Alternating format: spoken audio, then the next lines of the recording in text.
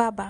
প্রতিটা মেয়ের ইমোশনালের জায়গা হচ্ছে বাবা। প্রতিটা মেয়ের জীবনেই বাবা হলেন এক বিশাল আবেগের নাম এবং পরম নিরাপদ আশ্রয়। আর সেই বাবা যদি কিছু খেতে চায় তখন মনে হয় সব কাজ ফেলে আগে রান্না করে নিয়ে আসি। সন্ধ্যের সময় বাবা ফোন দিয়ে বলে, আমার জন্য রাতে একটু ডিম ভুনা করতে পারবি? আমি বললাম, তুমি খাবে আর আমি করতে পারবো না? আমি এখনই যাচ্ছি রান্না করতে। তারপরে ছুটে চলে আসলাম রান্না করার জন্য।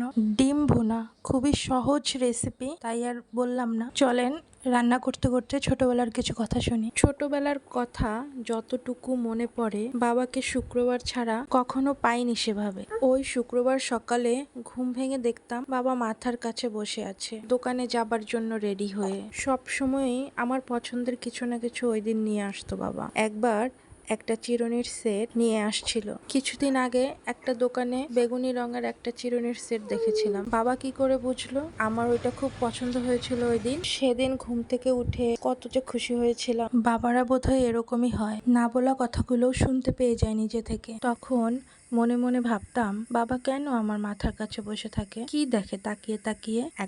এখন যখন নিজের মেয়েকে ঘুম পাড়িয়ে আমিও তাকিয়ে দেখি আর ভাবি, একদিন তো আমাকে ছেড়ে চলে যাবে অন্য কোনো ঘরে, কোনোদিন তাকে বিদায় দিতে হবে আমাকে, তখন বুকের ভেতরটা খুব মোচড় দিয়ে ওঠে। এখন বুঝি বাবাও বোধহয় তখন এইসব কথাই ভাবতো, তারও হয়তো বুকের ভেতরটা মোচড় দিয়ে উঠতো। এখন অনেক কিছুই বুঝি, বড় হয়েছি আমরা। একটা মেয়ে বড় হওয়ার সাথে সাথে তার চারপাশের অনেক সম্পর্কই বদলে যায়, কিন্তু বাবার প্রতি অধিকারের জায়গাটা কখনো বদলায় না। বাবার কাছে মেয়েরা সারা জীবন সেই ছোট্ট রাজকন্যাই থেকে যায়। জীবনের যে কোনো কঠিন পরিস্থিতিতে বাবার কাঁধটাই হচ্ছে একটা মেয়ের সবচেয়ে বড় ভরসা এবং নিরাপদ ঠিকানা। একটা মেয়ের জীবনের শ্রেষ্ঠ উপহার আর সবচেয়ে বড় অহংকার হলেন তার বাবা।